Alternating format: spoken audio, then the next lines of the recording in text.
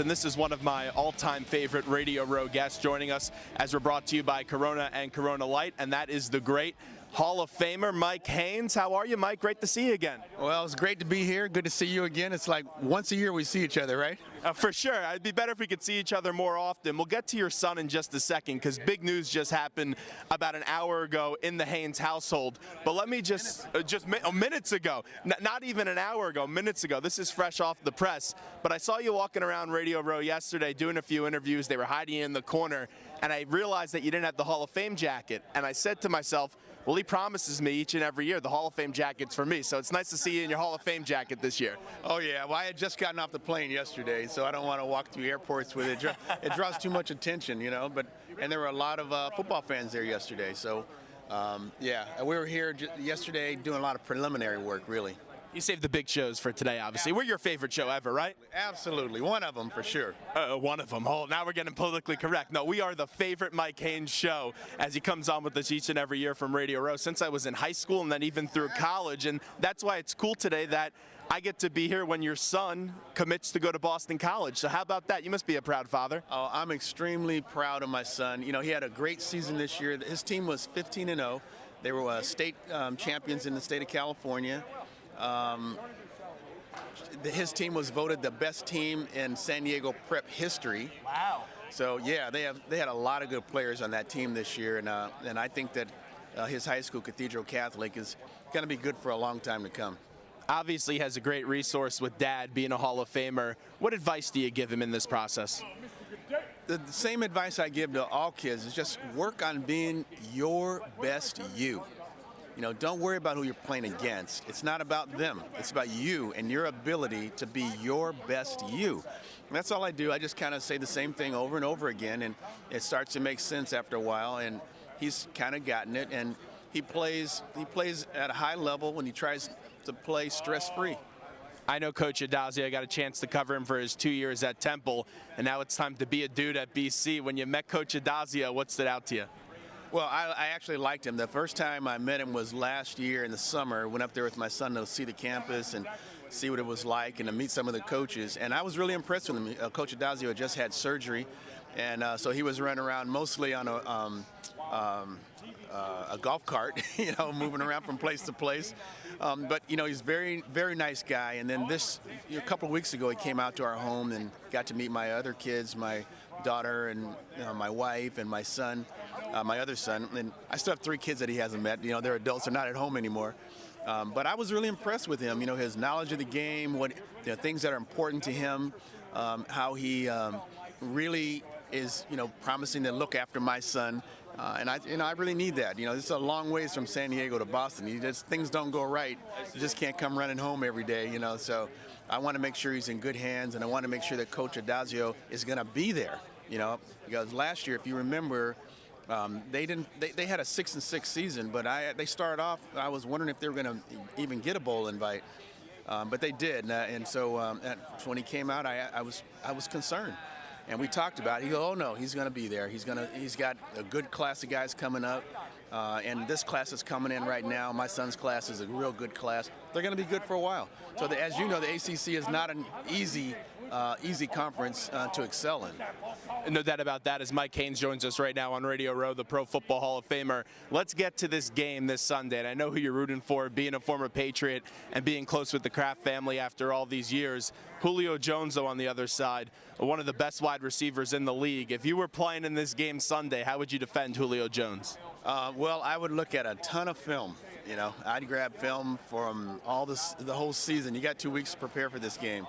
I'd look at a ton of film on a lot of different situations, where the ball is, where he is in all those situations, and just try to figure out what he's really, really good at and try to take that away from him. You take a look at this Patriots defense. I was at the game in Foxborough this year, Gillette Stadium, where they went up against the Seahawks, and Russell Wilson was moving the ball up and down the field. But after that game, and they almost won the football game, that was a major turning point for their season. And the defense has responded in a sensational way ever since. When you look at this Patriots defense being a great defensive mind, what are some things that you're impressed about with this defensive unit? Well, they don't make any mistakes. You know, if they make a mistake, it's not a mental mistake. It might be a physical mistake. they're well coached. They're ready to go.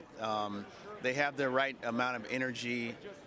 They're just, if everybody does their job, and I think that's what they focus on, just doing their job, they're going to play well. And I think their philosophy is not to necessarily win the game, but to play to their best, to play their best ability. If they do that, and they can make the other team not play to their best ability, then they're going to win the game. The defense is always creative. Belichick always saves something. We always see something we've never seen before.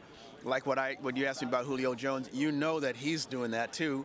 And if he thinks that they need Julio Jones to win this game, if he has over 100 yards catching, then how do I take that away from them? How do I take Julio Jones out of the game? And he'll come up with something for that. So he may not feel that way. He may feel like, we have good enough guys to play. We don't have to do that. Our offense can score with their offense. And who knows? Belichick is incredible. He's incredible what he can do and how he thinks. And we may not see anything the first half. We may only see it the second half. That's the kind of guy he is. So we'll have to wait and see. I'm really excited, though. I think it'll be a lot of fun to attend this game. Matt Ryan also went to BC, That's right, Penn Charter. Yeah. High school. And so it'll be fun to watch, but you're right. I'll be rooting for the Patriots all the way.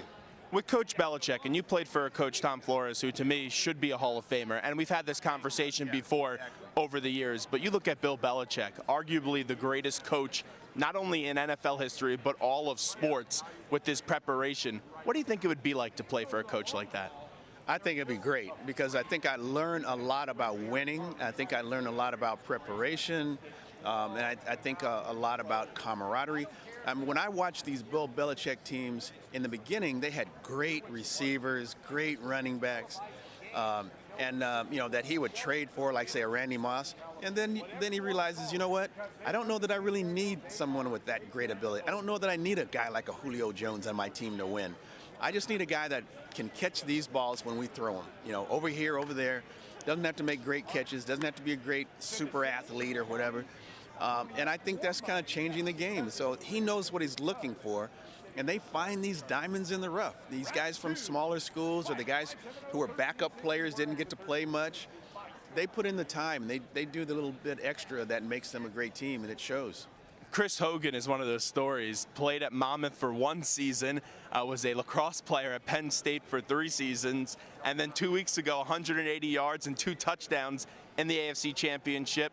You have Julian Edelman was a 7th-round draft pick, a quarterback, and now he's a stud wide receiver in the league, and I don't think he even gets the credit that he really deserves because he's one of the better wide receivers in the league to me, and he's not in that conversation with the more flashy superstar wide receivers. With that being said, though, you look at it from a defensive standpoint, going up against those receivers is extremely tough because the man delivering the football, Tom Brady, is one of the best to ever do it, and he gets the ball out so quickly. When you're a defender, how do you try to defend a quarterback that just gets the ball out in under 2 seconds? Well, you just have to, work your magic, do your job, and try to hope you're doing the right thing. But when you have 2 weeks to prepare for a game like this, Tom Brady can tell a guy, and Belichick, they can talk to each other and say, look, when you go across here, this is what I'm going to do. This is what you have to do. And if they're on the same page, they have 2 weeks to do that, Then they can do a lot of miracle-type plays, and they can make guys really stand out. In the old days, if a defensive back was standing next to a receiver and they ran up the field, they'd say that guy's covered. They won't throw it. And they used to get on the receiver saying, hey, you got to create this space.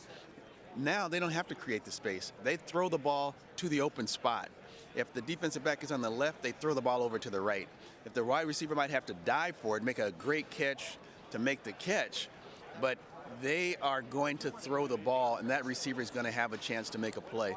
And the ones that can come up with the catch, the Edelmans, these kind of guys, it's going to allow them to get open and make plays. I know you got to run, and we're going to get to know your stats in just a second, but real quickly, Hall of Fame this weekend. You're a Hall of Famer.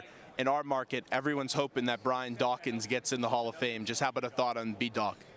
Well, I knew Brian, so I'd love to see him get in. He was a great guy and a great player. And, you know, he deserves to be in the Hall of Fame. There's a bunch of guys. All these guys that get to this point or they're finalists, they all deserve to be in. I don't think there's any guy that's a finalist ever that hasn't deserved to be in. I'm kind of hoping that Paul Tagliabue gets in, you know. And the main reason is because I want him on my team. I want him to be one of my alumni where I can sit down with him and say, hey, how can we help some of our fraternity brothers, you know, because he's one of us. And I think he could make a difference. So that's the real reason I'm pulling for him. If they said, Mike, you only get to pick one guy, that's the guy I would be picking. The mic is yours. Know Your Stats. Tell me about it. Well, Know Your Stats is our campaign. As you know, it's a prostate cancer awareness campaign. I'm a survivor. I found out that I had the disease by attending a screening where they did a simple blood test and a digital rectal exam. And that led to a conversation with my primary care doctor, sharing those results at that screening. And that's how I found out. You know, my doctor said, Mike, I think we ought to send you for a biopsy. And that's the only way you're going to find out if you have cancer. You can't find out by going to a screening. So I hope any man is not going to, is the reason he's not going is because he thinks he's going to find out he's going to get cancer there. That's not where you find out. You have to have a biopsy. It's the only way. And I found out I had it. I was totally ignorant about it. I didn't know any of the statistics. That if it runs in your family, there's a 1 in 3 chance. If you're African American, there's 1 in 5 chance that you're going to get this disease. But if you're a man, it's a 1 in 7 chance that you're going to get this disease. And most men are totally ignorant about it. They don't even know where the prostate is. They don't know what the prostate gland does. They don't know any symptom of it. And when you compare that to women, there's 1 in 8 women will get breast cancer. Well, every man knows what a breast is. Every man knows what a symptom of breast cancer is, but they don't know anything about their own disease and their own health and their own health. So that's the challenge, and that's why I come here every year. I know there's a lot of football fans out there who are tuning in, talking about Super Bowl and everything.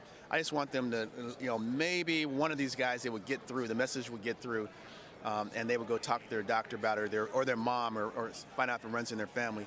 Because prostate cancer is treatable. If you catch it in the early stages, you're going to be fine. If you wait till you have a symptom, oftentimes that's too late. So you need to know your family history and have a conversation with your doctor. You're probably in your 40s, you know. My Radio Row father, the great Mike Haynes. Appreciate it, my friend. Good seeing you again, man. Great to see you, and congratulations. Thank you.